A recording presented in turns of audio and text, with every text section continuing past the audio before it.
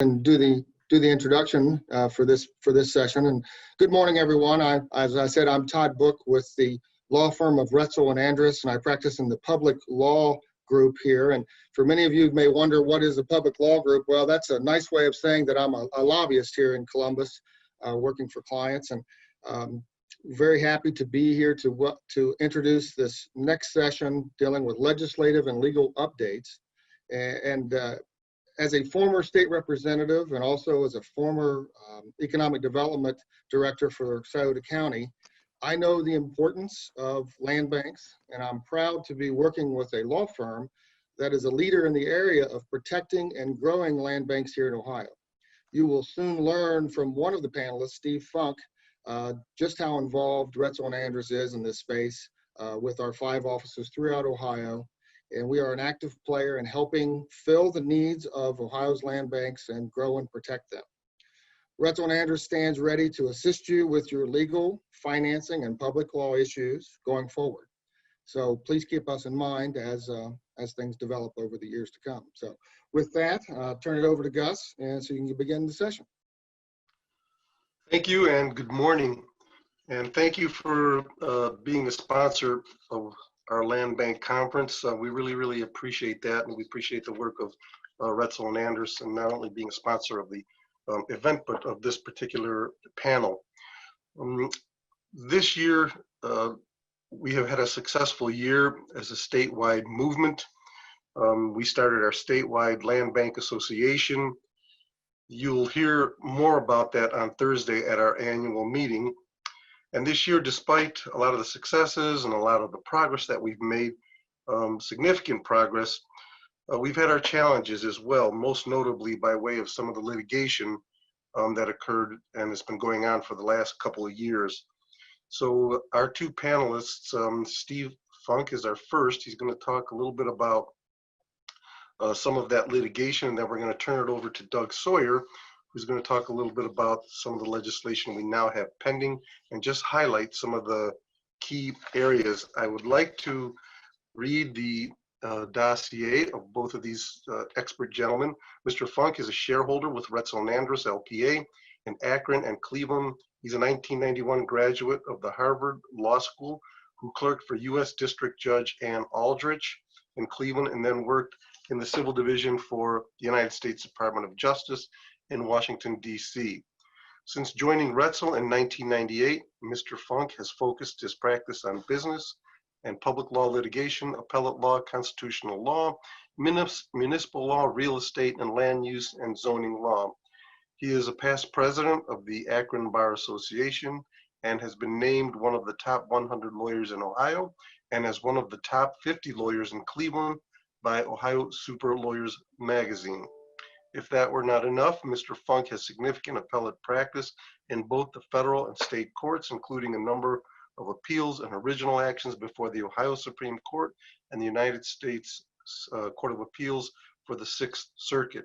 He is also a member of the advisory group for the Northern District of Ohio with significant expertise in federal district court. And Mr. Sawyer, Doug is an assistant general counsel who works with me at the Cuyahoga Land Bank. I am the president and general counsel. Doug works for us. He's been with us for about 9 years or so as assistant general counsel, where he graduated with dual degrees from Cleveland State University by simultaneously earning a master's of arts in environmental studies. And he also as well as his law degree. He also maintains a private practice focused on real estate and business law. And as Assistant General Counsel of the Cuyahoga Land Bank, Doug has been instrumental in helping to craft statewide legislation, and he has become a subject matter expert on the intricacies of the land bank statutes as well as tax foreclosure. So good morning, gentlemen. And we have a lot of ground to cover with the litigation, so I'm not going to waste any time and go right to Steve Funk. Steve, if you can give us about a 20-minute, it's probably a 3-hour explanation, but if you can pack it into 20 minutes, and then we'll have Doug do 10 minutes of legislation, and then we'll have Q&A. So take it away, Steve.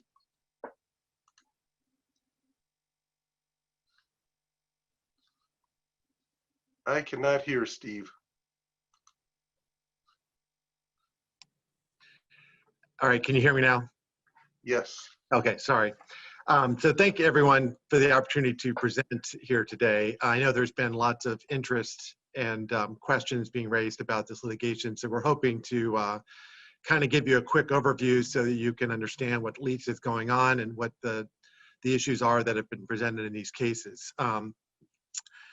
So there's basically been two sets of cases that relate to House Bill 294, and we're calling it House Bill 294 litigation because it's really challenging the administrative foreclosure process that was first adopted in House Bill 294 in 2006 that allows for boards of revision to hear and decide administrative foreclosure cases for abandoned lands. So these are tax delinquent abandoned lands only. And so there's been essentially two lines of litigation that has occurred in the last couple of years that I'm going to kind of discuss. If we can go to the next slide.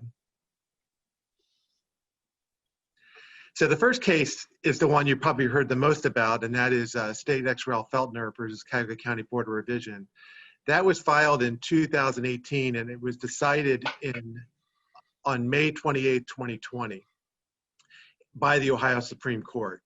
And so what that was it was an original action that was filed directly in the Ohio Supreme Court for a writ of prohibition and a writ of mandamus filed by Feltner, who was a former owner of tax foreclosed property, in which he was challenging essentially the constitutionality of the entire statute on separation of powers doctrine, due process, and takings grounds.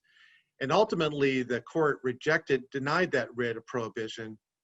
And I'm going to get into the details of that here shortly. But the bottom line is that that challenge in the Ohio Supreme Court was unsuccessful, and the court did say that the Board of Revision had jurisdiction over the tax foreclosure proceedings. Let's go to the next slide. So first of all, let me just kind of explain what a writ of prohibition is. So a writ of prohibition is essentially a mechanism in which you can challenge whether a court or an administrative agency even has the power to hear a case, has the power to, or the jurisdiction to decide the dispute that's being presented to them. And so what happened here is that the Feltner's attorneys argued that the Board of Revision lacked the authority to even hear an administrative tax foreclosure proceeding because the statute itself was unconstitutional. Of course, our response was that it was not unconstitutional and that the board did in fact have jurisdiction. They also alleged a writ of mandamus claim. And a writ of mandamus claim is essentially a claim in which you're trying to compel a public authority to exercise what would be considered a mandatory duty. And the Ohio Supreme Court has said a writ of mandamus can be a proper vehicle if you want to raise a takings claim. So if you're arguing that the government has taken your property without just compensation, you can file a writ of mandamus to force the government to commence an appropriation proceeding for the purpose of paying you that just compensation. And of course, our response to that was that a writ of mandamus was not appropriate because there was no taking that occurred as a result of this foreclosure proceeding. Next slide. Okay, so the main argument that was raised in Feltner dealt with the separation of powers doctrine. And this argument was essentially that the administrative proceedings, the Board of Revision, lacked the authority to exercise what the Feltner was arguing was judicial power, and that only courts could hear foreclosure proceedings, that boards of revisions could not hear foreclosure proceedings. Now, that argument was ultimately rejected. I'll kind of get into that, but part of what they were arguing was that foreclosure inherently involves equitable power, and so therefore only a court can hear a foreclosure action. We essentially had two responses to that argument. One was to really emphasize that these are tax foreclosure proceedings. And so tax matters are generally matters governed by statute. They're not governed by equity. In fact, the Supreme Court has said that equity does not apply to tax matters. So we were saying essentially that the statutory powers granted to boards of revisions by General Assembly are in fact the powers that even a court would exercise if they were handling a tax foreclosure proceedings, because tax foreclosure proceedings are governed entirely by statute. Then the second principle that we were emphasizing is that separation of powers doctrine does not apply when administrative agencies hear disputes. As many of you probably know, administrative agencies hear all kinds of disputes, from workers' compensation to tax matters to all hosts of variety of things. And the courts have said for a long time, going back to the 1800s, that administrative agencies can hear what would otherwise be considered to be disputes of judicial character, so long as there's a mechanism for there to be obtaining judicial review. And in this situation, the statute itself provided for numerous opportunities for judicial review of the Board of Revision's actions, either by direct transfer or by de novo review at the end of the case. So those were our basic arguments in response. Let's go to the next slide. So the other thing that we really emphasized is that separation of powers only has been applied by the courts really in two situations, neither of which had anything to do with this case. The one situation is where a judicial branch has been assigned a task that is more properly accomplished by other branches. So the classic example of that is, I think a couple of years ago, there was an idea that we would have redistricting handled by the courts. And many judges objected to that because they were saying that that's something that really should be done by the political branches of government, not by the courts. And that's the kind of thing that they're looking at there, is where you're asking the judicial branch to essentially act like a legislature or act like an executive. The second argument, and that of course doesn't apply here, the second danger that the separation of powers doctrine has been applied to is where you grant the executive branch the authority to review a judicial decision or to reopen a final judgment. So, for example, a court decides a case and then the legislature passes a law saying that that judgment is invalid. So essentially, they can change the law, but they can't invalidate a final judgment. So those are the two doctrines that generally have applied, and we kind of emphasize that to the court. Let's go to the next slide. So, but the two main arguments that we made, and this is kind of a summary of the principles there, is that there is general case law that would say that you cannot delegate a criminal matter to an administrative agency, that criminal matters are handled by the courts. But with respect to civil matters, even if they're considered something of judicial cognizance, where you're deciding facts or applying law, those are mechanisms that can be delegated to administrative agencies, so long as there's a mechanism for judicial review, or if the statutory scheme itself delegates exclusive jurisdiction to the courts. And then here, the statute was very clear that it was not delegating exclusive jurisdiction to the courts. And so that neither one of those principles were a problem. Let's go to the next slide. Oh, polling question.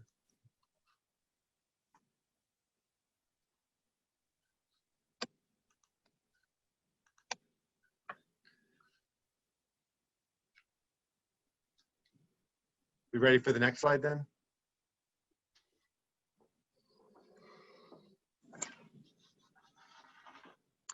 Okay, so what did the court ultimately hold with respect to separation of powers doctrine? So Feltner there was a split decision. There were 7 justices that heard the case, but all 7 of them agreed that the statute was not clearly unconstitutional. So that's the important thing to remember. The majority of 4 justices, in an opinion authored by, Justice French, said that we don't believe the issue in a writ of prohibition action is whether the court has whether the Board of Revision had jurisdiction. And in this case, the Board of Revision had actually ordered a foreclosure. The property had in fact been transferred, and the case had been long over by the time the writ of prohibition action was filed. And so the court ultimately held that when a relator, in this case Feltner, in a writ of prohibition action seeks to undo a final judgment by challenging the constitutionality of the underlying statutory authority, the court would only consider whether the authorizing statute was clearly unconstitutional under the precedent existing at the time of the lower tribunal's judgment. So the court said, we don't think that this was clearly unconstitutional, so therefore we're not going to undo this final judgment. There was then a couple of concurring opinions. One of them was written by Justice Fisher that was joined by Chief Justice O'Connor, in which they kind of go into a little bit more explanation as to why they did not believe that this was a violation of the separation of powers doctrine. And Justice Fisher explained that in his opinion, the power to tax is exclusively for the legislative branch, and that this statutory scheme involves an intersection of judicial and legislative power, and so the Board of Revision, by enforcing the scheme, is not acting exclusively or strictly as if it were a court. It is a combination of judicial and legislative power. So therefore, we don't believe it presents a separation of powers issue. Let's go to the next slide.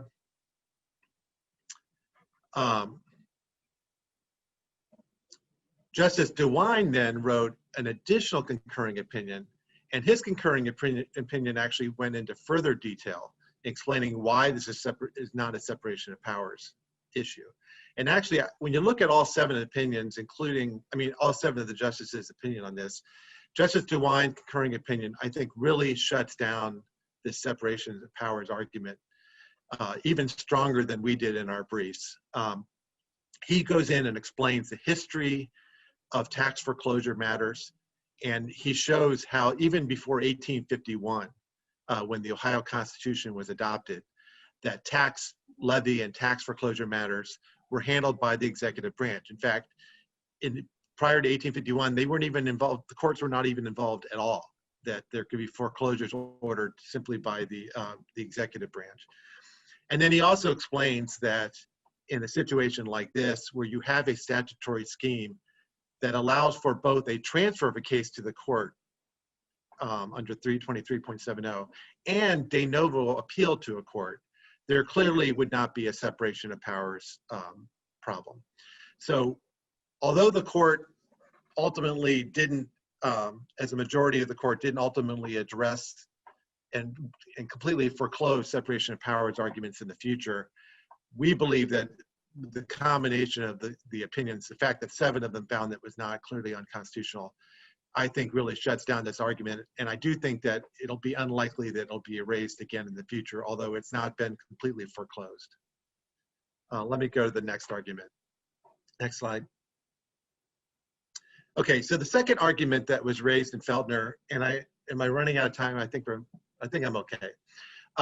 Is due process. And to make this long story short, they were essentially making an argument that had been raised in other boards of revision situations, where they were arguing that because the board of revision includes the county treasurer and in many counties the county auditor, that that violates due process because you have essentially the board hearing matters that relate to county tax proceedings. The Supreme Court has rejected that due process argument in a number of cases, the most recent of which was Jakovich versus Cuyahoga County Board of Revision. And they, again, did not find any merit to that argument in this case either. Go to the next slide to try to move this along. Essentially, the majority found that it was not clearly unconstitutional. Justice Fisher wrote an opinion that was joined by Justice O'Connor, in which he said that Feltner's due process claim presents a, quote, troubling scenario. But Justice Fisher pointed out correctly that Feltner could have transferred his claim to the court by transferring it under 3023.69 and 3023.70. And so therefore, there was not a due process issue. Interestingly, though, he writes in there that he thinks that there should be further review of this issue by the General Assembly or the Cuyahoga County. I'm not exactly sure why that is, because ultimately he found that there was not a due process claim. But again, his concurring opinion was only his concurring opinion, joined by the Chief Justice. It was not joined by the other 5 justices. And then Justice DeWine actually wrote a very comprehensive decision, as I pointed out before, that explained that it does not raise a due process issue. Let's go to the next slide. So the third argument, and this is the argument that's actually being raised in the federal court proceedings I'm going to explain shortly, is a takings claim. And the takings argument is essentially not a challenge to the direct transfer itself, but arguing that the transfer results in a taking if the fair market value of the foreclosed property exceeds the total amount of tax imposition that were owed. And we've essentially made two arguments on that in the Ohio Supreme Court. And one is that whenever you're exercising taxing power, that's not, a takings claim cannot arise as a matter of law. And there's actually a whole series of cases that say that regarding tax foreclosure actions, that for the enforcement of tax foreclosure statutes does not give rise to a takings claim. The second argument was that Feltner had an adequate remedy at law by de novo review of his decision. So by not exercising that, he was foreclosed from raising his takings claim. Let's go to the next slide. Ultimately, the court did not address the takings claim in their opinion because we filed a motion to dismiss, and the Supreme Court ruled that, except for one justice, which was Justice Fisher, 6-1, they dismissed that takings claim for failure to state a claim, and they did that without an opinion. So in our view, they rejected the argument that could give rise to a takings claim. In the decision that decided in May of 2020, Justice Fisher wrote a dissent, essentially a dissent as part of his concurring opinion. He said he would have permitted full briefing on the takings claim, and that was joined by Chief Justice O'Connor, but none of the other 5 justices joined in that. So again, the majority have dismissed the takings claim in Feltner. Next slide. There were a couple of other arguments that were made in Feltner that were dismissed as part of our motion to dismiss. And one was that these were more unique to the particular case. I'm not going to get into that, but they were both dismissed. Let's go to the next slide. So the net result of Feltner, for those of you, I believe that Feltner, although it doesn't foreclose future separation of powers or due process claims, it does make it very difficult for a party prevailed on those arguments, because 7 justices found it was not unconstitutional. Justice DeWine provided a concurring opinion that really shuts down those arguments. And 5 of the 7 justices found that the takings claim did not state a claim on the merits. Let's go to the next slide. So because Feltner did not completely foreclose the takings claim, there have been 2 federal court actions filed by the same attorneys who prosecuted the case for Feltner. One is in the Northern District of Ohio, and one is in the Southern District of Ohio. And what happened is that in general, takings claims could not really be brought in federal court for a number of years. But in June of 2019, the Supreme Court, US Supreme Court, decided a case of Nick versus Township of Scott, in which they overruled that prior precedent. And they now are saying that you can file takings claims in federal court without exhausting your state judicial remedies. And so what you're going to see is a lot more cases, takings claims being filed in federal court. Again, these takings claims are not challenging the constitutionality of the statute. They're saying that you can transfer a case, a property, a tax delinquent property under the statute.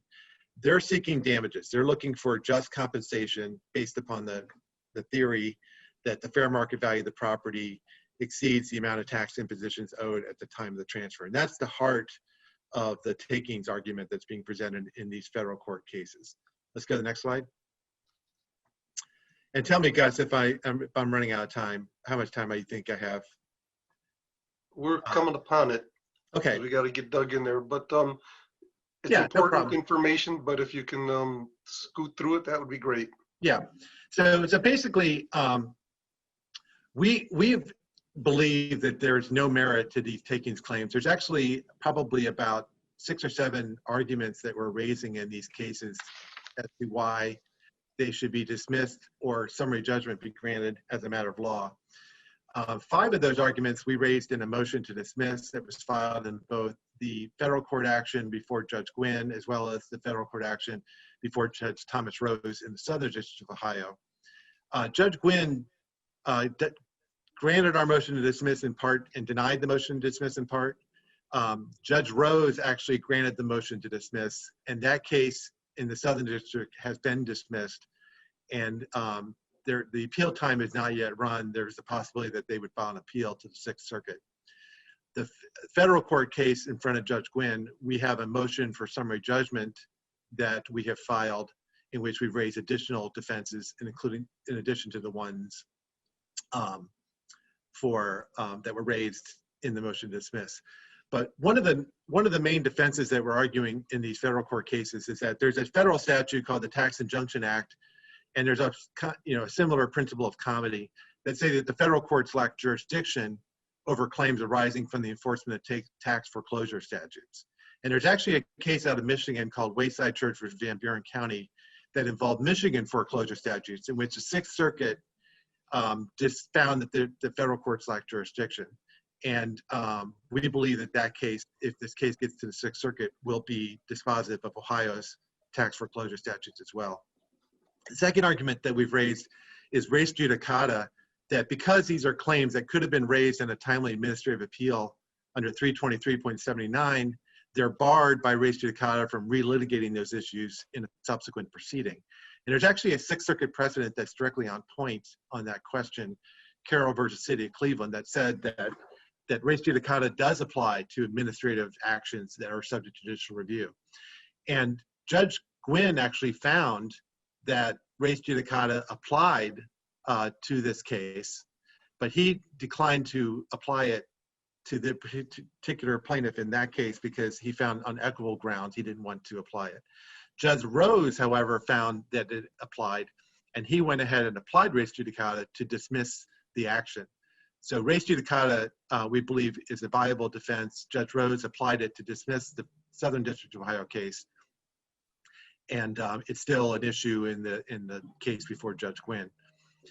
With respect to the takings claim itself, we raised the same arguments we raised in Feltner, which is that this is involving the exercise of taxing power, and so therefore it does not involve, it can't give rise to a takings claim as a matter of law. Let's go to the next slide. Let's go to the next slide. Jurisdiction. Let me just skip over that. Go to the next slide.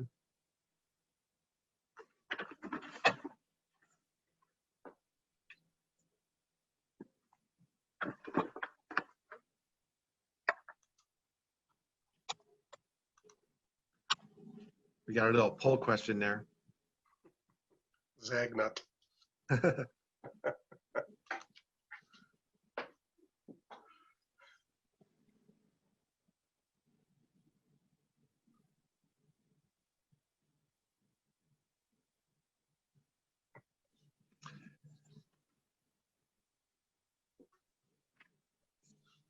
Okay, so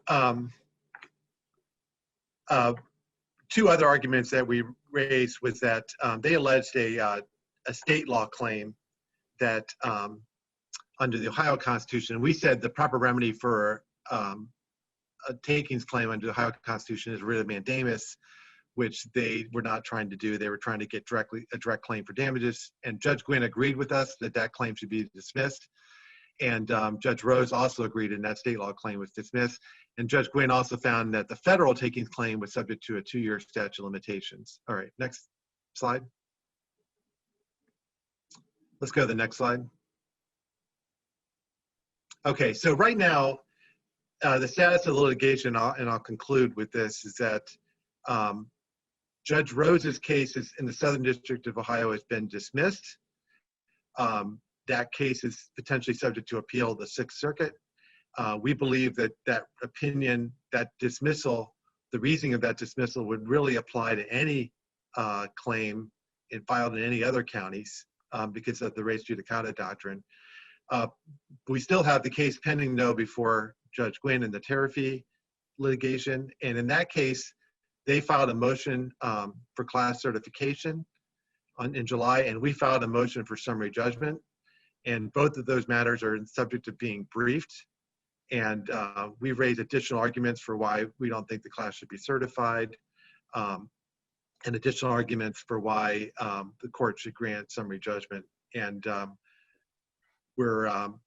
that's the matter of being briefed. It's not scheduled for trial until February of 2021. So, when the question and answer time comes, we can certainly answer any questions about those two cases.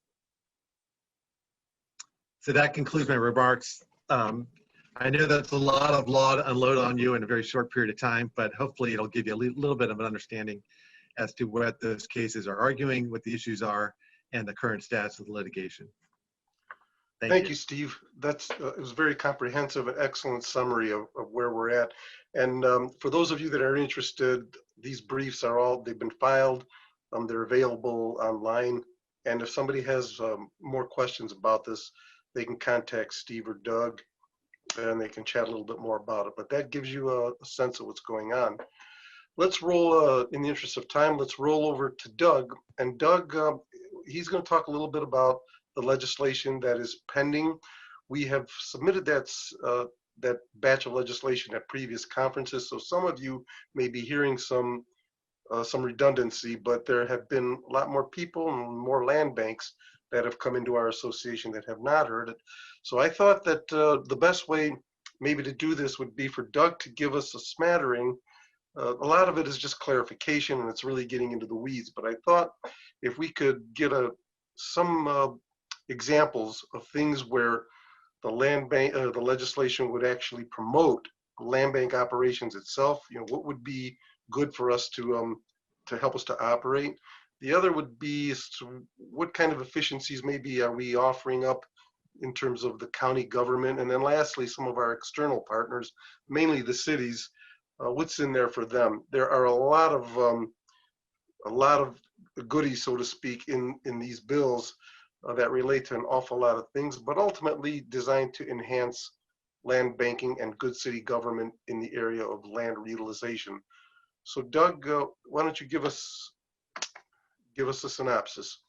Sure, thanks, Gus. So you did mention that, 3 areas that, the bill is intended to provide efficiencies for, land banks, county officials, and then some of our external, partners, such as cities that administer a land utilization program or a city land bank. So, one example of an amendment that would help the operations of land banks would be a mechanism under which a property that is subject to a tax foreclosure and has been determined to be vacant and abandoned, a mechanism by which a land bank can petition or provide notice that it intends to perform an interior inspection on that property by the court or the board of revision that is, adjudicating the foreclosure. Of course, after providing the notice to anybody who's, not in default of the hearing, if someone does pop up and says, this is actually not an unoccupied property, the right to enter is terminated. But otherwise, this would allow a city official or a land bank to inspect the property to determine whether or not there's nuisance conditions present on the property, to perform any kind of necessary environmental.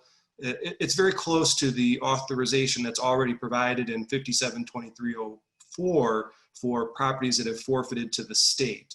The land bank or the city would have to secure the house if in the same manner or better than it had been secured before, but it would allow a land bank to sort of make a determination or assessment of a property upstream, and not have to take a gamble and acquire something at the end of the foreclosure, but during the process of the foreclosure under the supervision of, the court to make access to the property, only if it's determined to be abandoned or vacant.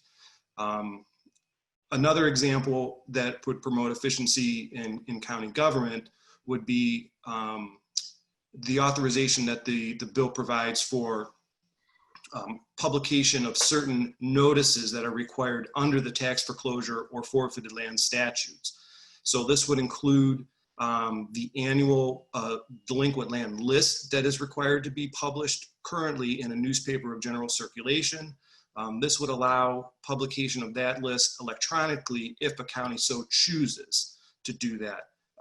In addition, and maybe even more importantly, is, or at least more novel, would be the ability to, in foreclosure cases in which it's determined that notice to an interested party may only be accomplished by publication to allow that publication to be done electronically as opposed to in a newspaper of general circulation.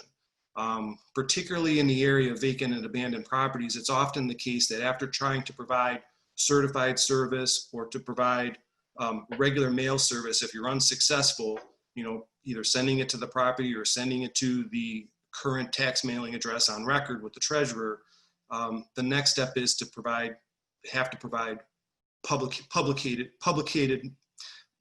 notice by publication. So we think that if we were able to electronically publish, at least in Cuyahoga County, this may save hundreds of thousands of dollars per year. The average cost of publication will increase the cost of a tax foreclosure case maybe between $1,000 to $1,200. So to cut that cost would just promote better use of that money for staffing or just to file some additional cases instead of having to put this out for spend money for publication costs. And another efficiency would be for our external partners, which we interact with a lot in Cuyahoga County, but for our city partners who have their own land utilization programs through the city. When these statutes were enacted back in the 70s, there was a different reality on the ground. And we feel as though at this point, due to the success of county land banks, it should be that the land banking statutes are amended to allow city land banks to transact in much the same way that a county land bank is able to transact. And so for instance, there's several changes that occur to sort of get them onto the same level of the playing field. But for instance, like a city land bank, unlike a county land bank, has a requirement that after 15 years, the city land bank is supposed to offer that property up for sale. And at this point, there are properties that have been will be in a soft market or undesirable for purchase by anybody in the near future. So removing this requirement is more in line with the actual reality on the ground. I mean, there may be certain properties that there really isn't going to be a beneficial use for, unfortunately, more than 15 years. So removing that requirement, also removing the requirement for cities to establish neighborhood advisory committees.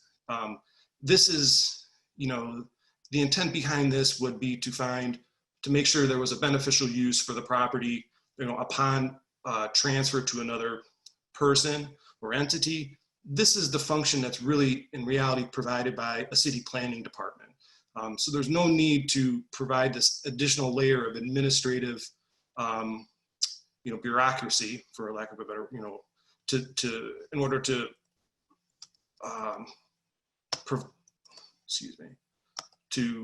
before a property can be transferred out. And additionally, again, like how it is now with county land banks, to remove the requirement that when a property transfers to a city land bank, that the treasurer has to maintain an accounting of the taxes that would have been collected on the property had somebody redeemed, and to maintain that so that when sometime in the future, and at an undetermined point, the city were to transfer the property out of its inventory, that after the city has deducted its cost for that particular property, that then the city has to return the taxes that would have been due on that property to the treasurer for redistribution through the taxing districts.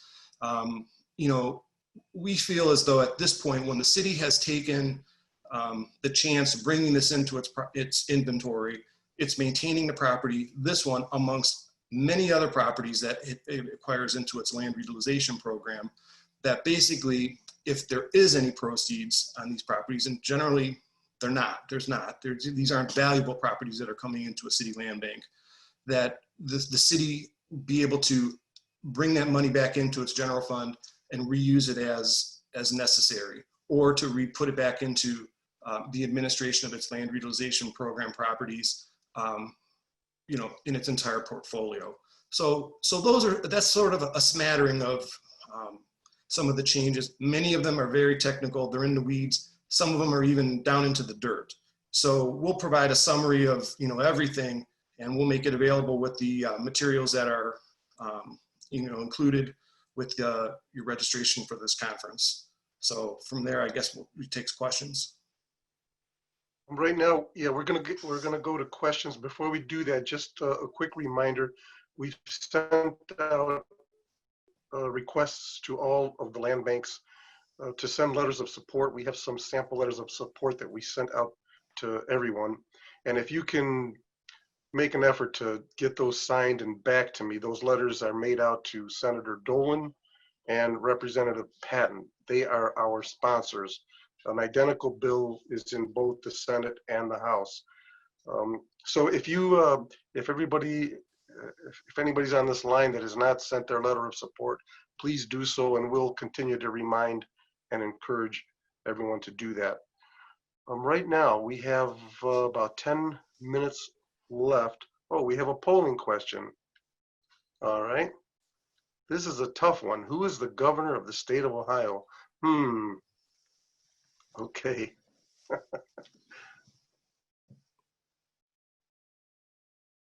Anything for CLEs, for those lawyers that are on the line. Okay, can we go to question and answer? If some people have some questions, we can take them now. I'm not sure. I think we're doing questions by chat.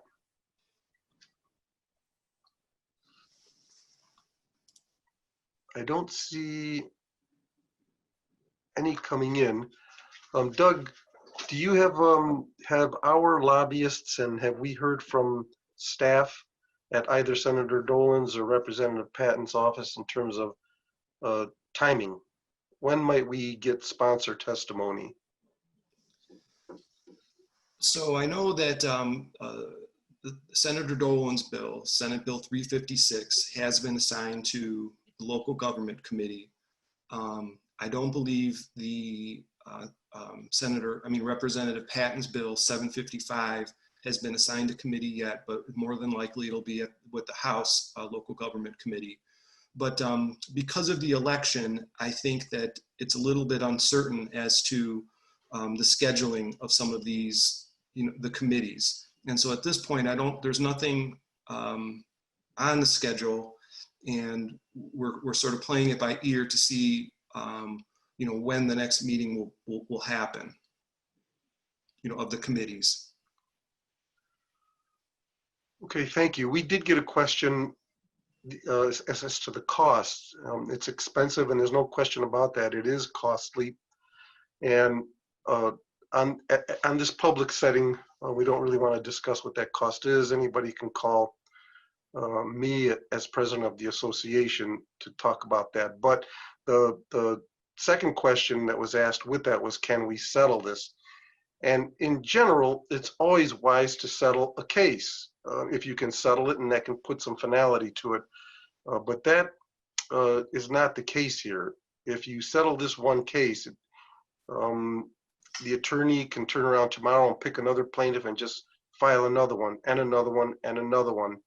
So at some point on these issues of tax foreclosure, border revision, whether it constitutes a taking, we have to get a definitive ruling, in my opinion.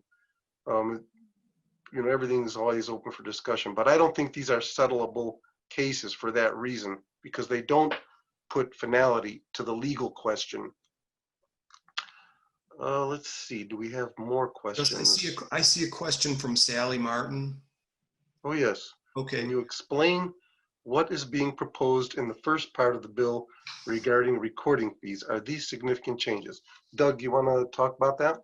Yeah, so if I believe what you're referring to, there's a change to the recording fees for instruments that are filed with the county recorder that are related to either county land banks or to a city municipal land banks. And I would say, no, this is not a significant change. it just provides some clarification and maybe a limitation, if you will, on the type of documents that a city land utilization program as an electing subdivision can record without cost. This was brought to my attention, I think, from one of our partners in Lorain County, and that there were some instances where recordings were being done that really had nothing to do with a land utilization program. And the reason given for their exemption was, well, we have a land utilization program, so shouldn't this recording be exempt? So what we wanted to make clear is that the only exemption you're getting for the recording fees of like a deed or a lien or something that would be filed, I mean, actually, I think even here, we're just saying for properties that you are receiving a deed into your land utilization program, that would be exempt. Thank you. We have another question from Deb Flora, our counterpart in Mahoning County. She asks, Gus, who other than land banks should be encouraged to send support letters for the legislative amendments being sought? Another great question. In the past, whenever we've done this, we've gotten mayors, county commissioners, auditors that have sent letters. So certainly we would like to get all 57 land banks. We'd like to present 57 letters from all land banks. But in the past, like Carolyn Rice, who was, I think, a commissioner. We had Wade Kapchikevitz, who was a mayor. He was also I forget what he was, but he's a mayor of Toledo now. But if we can get mayors, county commissioners, that would be good as well. And it's good to remind commissioners that when a land bank gets passed, you need the vote of the commissioners. So there's huge statewide support at the county commissioner level for land banks, because you couldn't have 57 unless all 57 counties and their commissioners voted for it. So it's a natural ask, and it would be helpful. There's a question about whether or not land banks are exempt from conveyance fees, and the answer to that is yes. I believe it might be in the exemption section under Q, but I can, I'll try to respond. Let me look that up and respond to the answer in chat. Well, I'm not seeing that question, but it's under the Q, there's a Q&A button on the bottom. I'm glad you got it. Oh yes, I see. Okay, good. Let's see. Thank you so much. Donica, Dexter would like to answer that question live. Okay. Are there any further questions?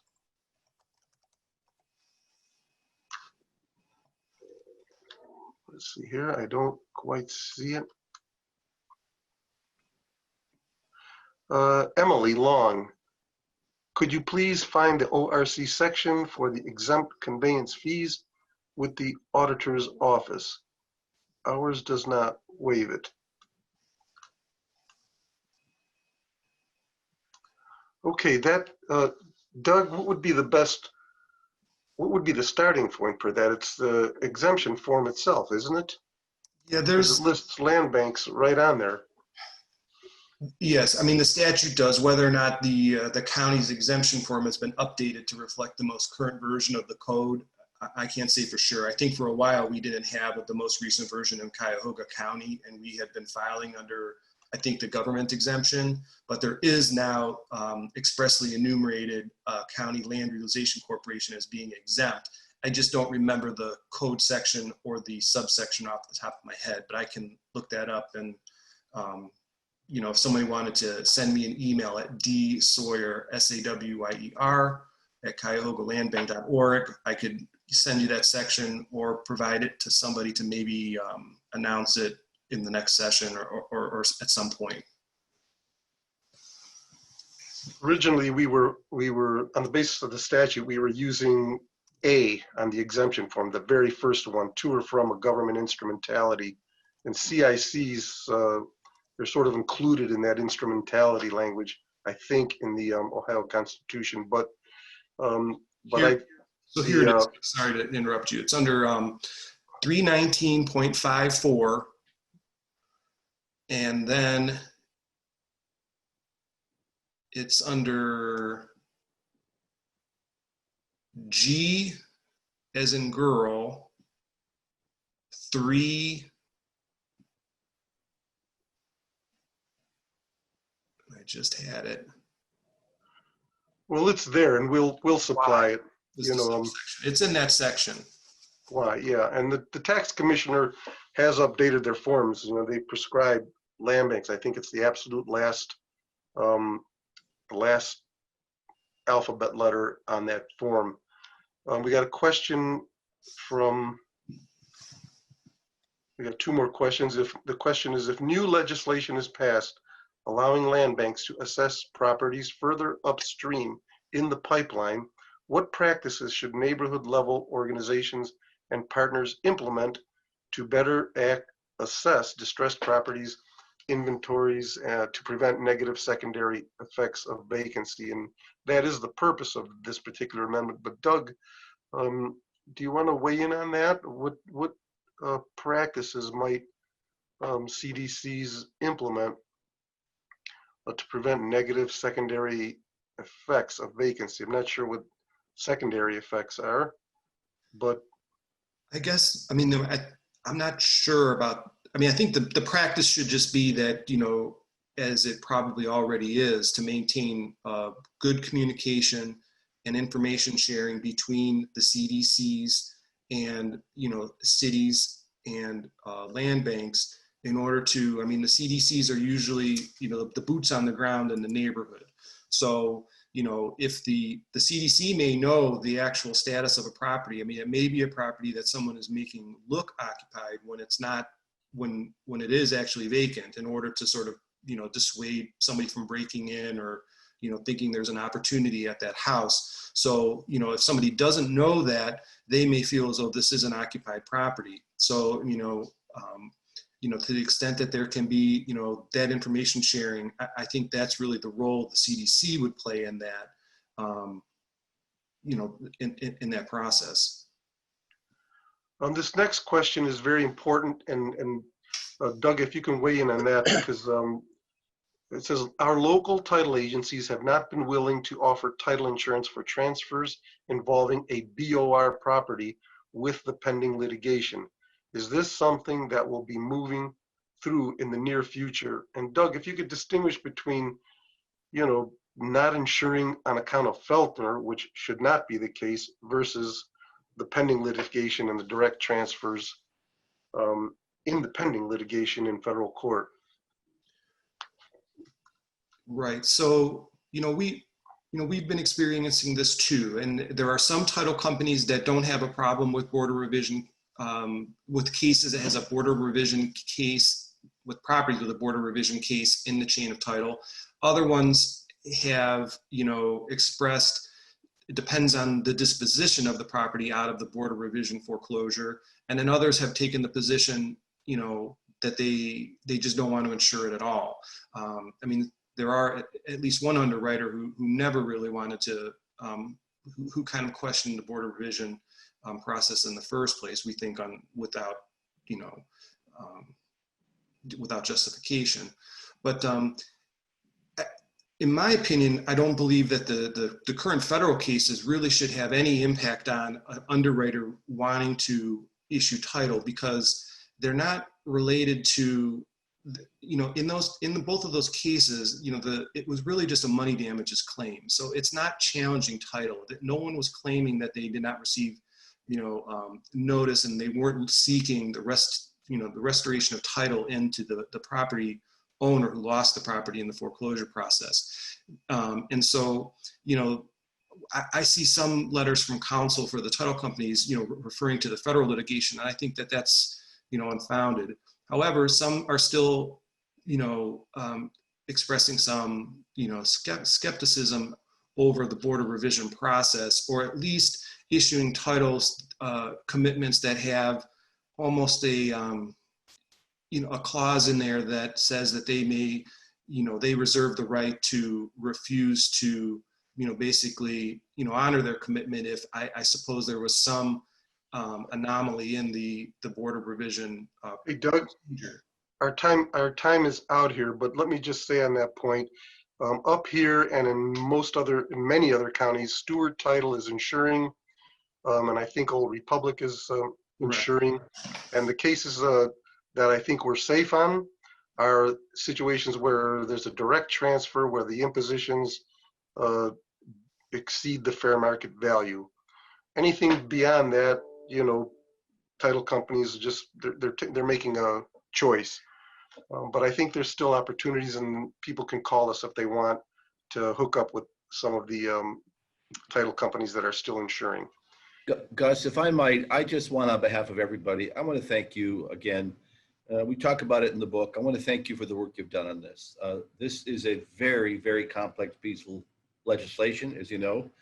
Frank Alexander, the Dean of Emory Law School, called it a masterpiece. And as I've said to many people, even though you think you got it right the first time, there are issues that will continue to come up, and we'll address them. And I want to thank you for the bill and your continued advocacy. And Doug, I want to thank you for becoming a subject matter expert on this as well. Steve, thank you for your fine work. And if you have any other words that you want to add, that's great. If not, we're going to probably break till about 10:20. And again, Gus, thank you for everything. Thank you, Jim. And thank you to my esteemed panelists. Couldn't get this far without